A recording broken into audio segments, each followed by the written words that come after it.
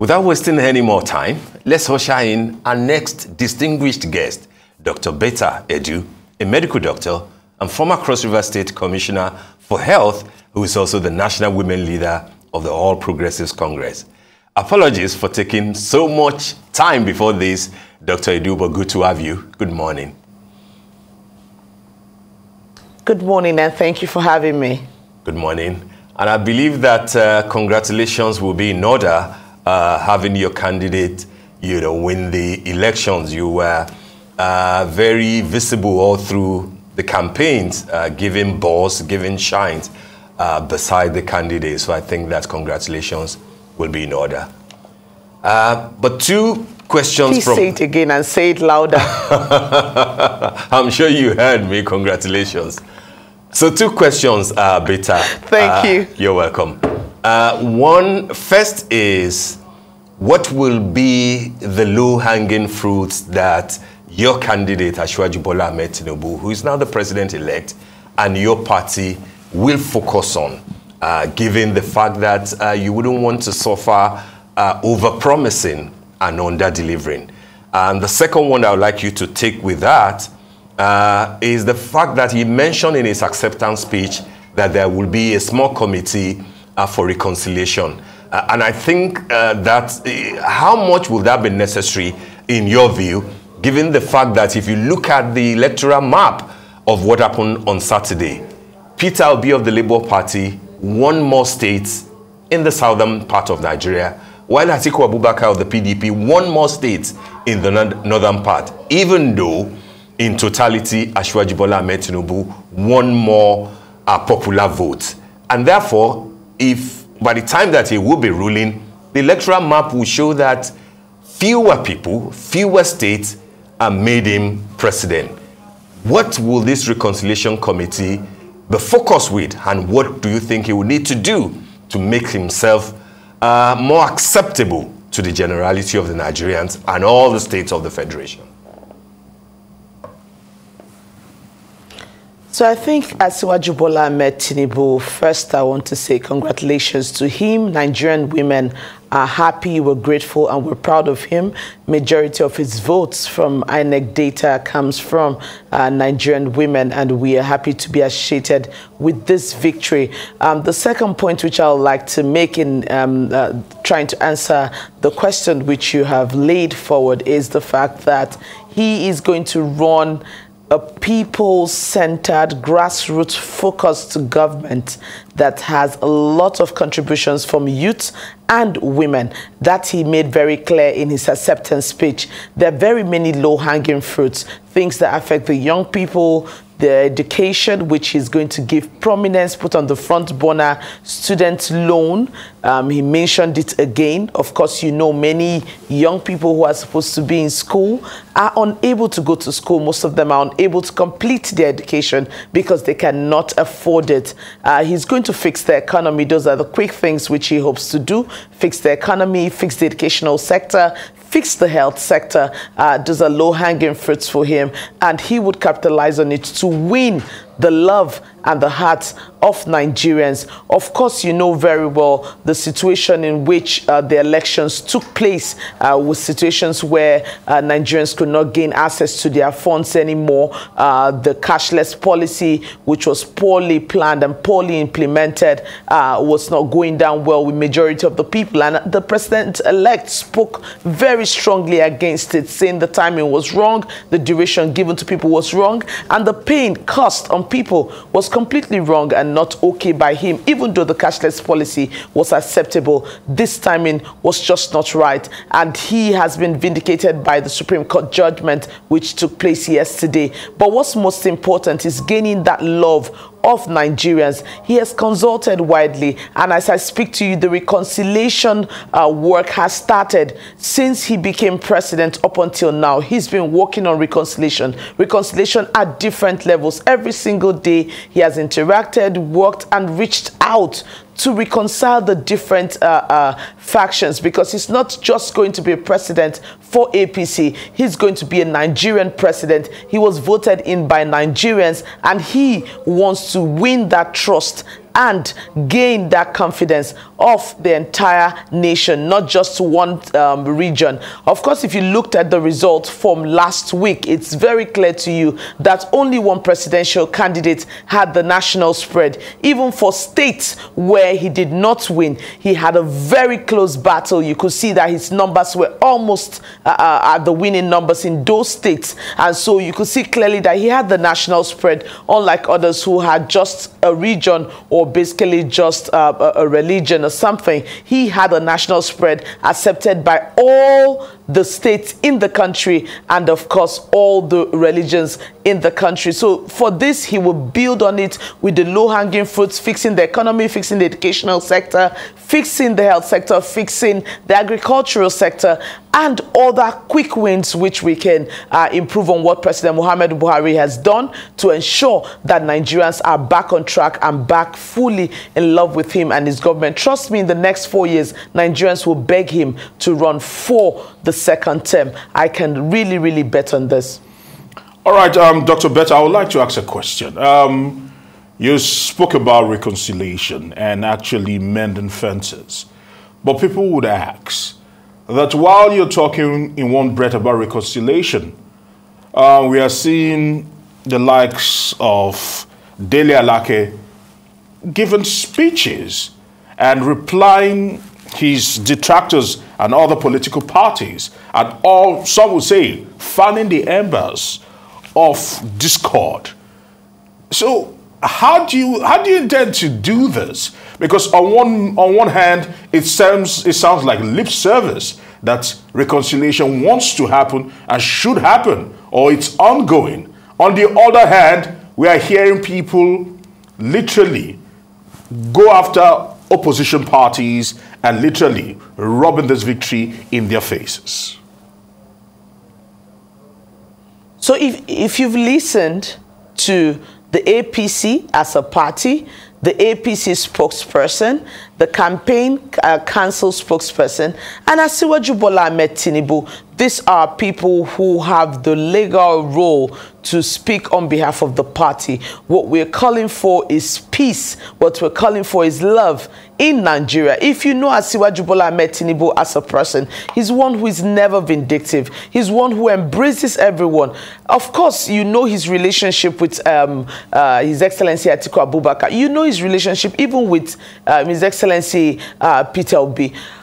And Asiwaju Bola Tinubu is one who will bring everyone to the table, one who would really run an all-encompassing, all-inclusive government. And that's the tone which he has set in his acceptance speech. That's the tone which he has continued to set since he became the president-elect. Remember, it's one nation. This is the only nation we have. This is the only ship we have. And anything that will sink this ship, Asiwaju Bola Tinubu will not stand for it. And so I would want to clearly state, from what I have seen in the last 5 days, he has been on reconciliation. He's put together a committee to go actively to work on reconciliation in his house, in dealing with, of course, different key stakeholders, international community, name it. It's been all about reconciliation. It's been all about peace. It's been all about Nigeria, and that's what he stands for. So we have to be able to understand clearly his position and Asiwaju Bola Tinubu's position, and that of APC as a party, is that Nigeria would continue to work together peacefully to a greater height. We all will be happy that this happened. Okay, Dr. Edu, one key sector of the Nigerian economy that is being hit very badly by the Japa syndrome is the healthcare sector. That's your own sector. I recall the things that you said on a broad note at the Chatham House meeting where Asiwaju Bola Tinubu spoke, and you took the question about the area of healthcare. How do you think that Asiwaju's first term, if his election stands, will deal with the issue of Japa that is taking a good chunk of our doctors and nurses and supporting staff in the healthcare sector abroad, to the UK, to the US, to Canada, to Dubai? What specific steps will he take? And secondly, which is equally important, is do we have any assurance that the president-elect will trust the Nigerian health sector for his own medical needs. If you compare that to what has happened to the current president, people have calculated the number of times that he was abroad for medical reasons. Will that change under president, when he becomes president, Asiwaju Bola Tinubu? So again, Asiwaju Bola Tinubu, in his action plan for Nigeria, has been very clear about the health sector as one of the sectors that he will be giving his prominence. He has assured Nigerians that he would achieve universal health care for them, meaning that we can have access to quality health care services for all Nigerians. You're very correct that there's been a lot of, in quote and unquote, jackpot syndrome, where Nigerian doctors, Nigerian health workers are leaving the country to other countries, the UK, the US, and of course to Dubai, to Saudi Arabia, Oman, and the rest of them. They've been moving.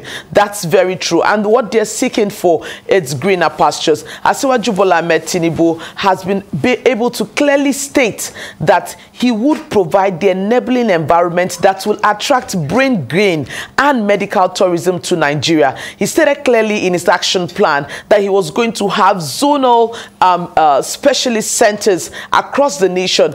This is first the environment which these doctors, consultants, and the rest of them that are going abroad to seek for these greener pastures will want to work in. The second point is their pay, is their enumeration. What are we doing to take care of them? How happy are they working in Nigeria? So we'll give them all the right incentives that will bring them back to Nigeria. We have consultants everywhere. When we leave the country, Nigeria, and go abroad, most of the doctors we meet there, and Nigerian doctors, go to the UK. After Pakistan and India, Nigeria has the highest donation of doctors to the UK. And of course, the WHO says it's 1 to 1,000 ratio for doctor to patients. In Nigeria, it's about 1 to 5,000. I think 1 to 4,900 and something, which is basically 1 to 5,000. This has to change. We want to be able to attract all of these doctors to come back, work in our specialist hospital, and give that same care to Nigerians, West Africa, Africa, and indeed other nations of the world. Let them come to Nigeria and receive quality health care at the best of prices that they can afford. Of course, insurance is another way, the health insurance is another way which more persons in Nigeria will be covered. Under it, pregnant women and children under 5 will equally be covered free of charge. So these are all plans which Asiwaju Bola Tinubu was able to clearly state in his action plan that he'll be doing. He talked about the medical manufacturing, where he said most of the products, drugs, essential drugs, vaccines that are used in Nigeria are being imported into the country. We will build more on manufacturing so that we keep the money and we make the money here in Nigeria, and we serve our people with quality medicines which we can attest for their potentialities. So for this, Asiwaju is all out to ensure that Nigerians get the best of healthcare. Whether he will use the health system in Nigeria or not, I want to say very clearly that Asiwaju Bola Tinubu has been very dependent on the Nigerian health system. Even as governor, and presently now he has been dependent on the Nigerian health system for any challenge that comes his way in terms of health care. Very few times would he leave the country to go and attend to his health. Throughout the campaigns, I'm sure you know, he was here in Nigeria. He went through all the states. He's fit, he's strong, and he's able. And he will continue to rule Nigeria as such. He wants to bring the tourism down to Nigeria, and he would definitely lead by example. So we should take that clearly from you as an assurance that all his health needs and medical needs will be catered for in Nigeria. Definitely. All right, Dr. Betta, permit me to say this. Of course, President Muhammadu Buhari released a statement, and he said that his administration's achievements were the reasons why Bola Tinubu, the president-elect, got victory.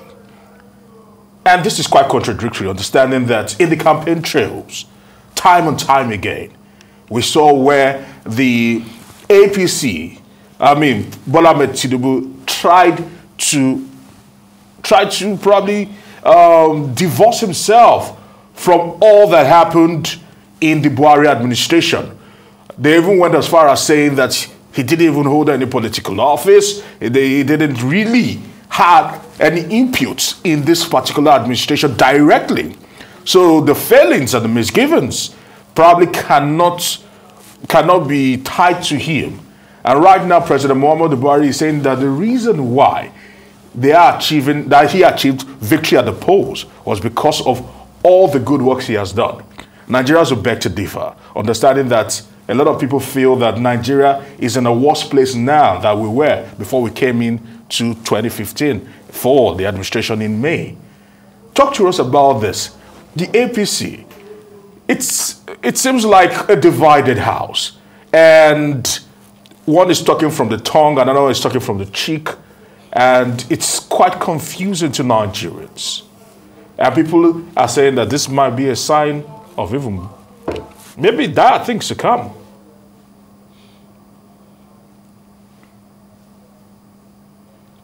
So I think I would quickly respond to this.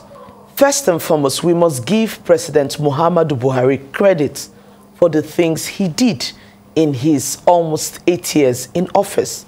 There were some very strong landmarks which he achieved in terms of capital projects. You will give it to him. He did greatly well. Of course, you know about our airports. You know about the second Niger bridge. You know about the roads. Even in my state, the bridges he built, the Souk 1, Souk 2, Souk 3, different sectors, he had very strong impact. However, there were areas where he did not perform as much as he himself and indeed Nigerians had expected. There were some unpopular policies, just like the cashless policy that was put on the table just a few hours to elections, which actually brought some setback for us as a party and as a nation. These are all issues which we have to look into. So what we're saying as APC is that first, President Muhammadu Buhari, he did well in some sectors. He did well in terms of security. Before he came in as president, there were places in Nigeria that were taken over by all sorts of names, which I don't want to go into right now. They had their flags floating everywhere. But today we have a Nigeria that we can go around. I remember when I went to do my health outreach and 1 million matching conjugal in Borno State. And I was told, they said, look, Madam Woman Leader, in the last 5 years ago, you can never do this here. You can't even come in here. You can't even land in that airport where you arrived in. The airport was not functional because they'll shoot your plane down, right? All of these things are things of the past right now. We went all around Nigeria and we campaigned state by state, region by region, and we did not have any attacks or stuff like that. That shows you that the security has improved from what we met in 2015. So you must give him credit for the things which he did right.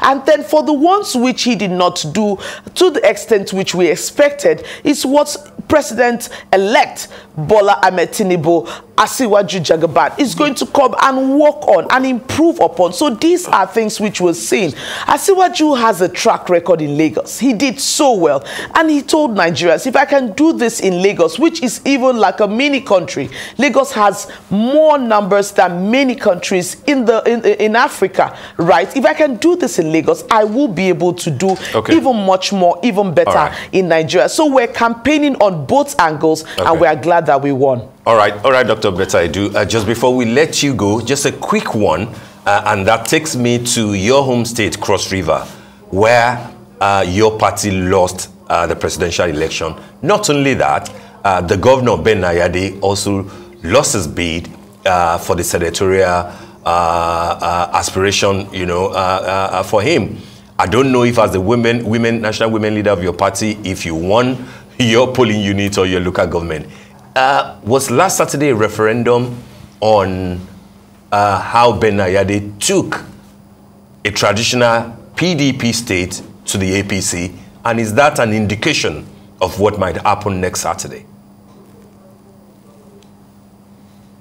Okay, so I would want to say this very clearly. For the elections next Saturday, APC will win the governorship elections. I, as Dr. Betta, I won my polling unit, I won my ward, and I won my local government.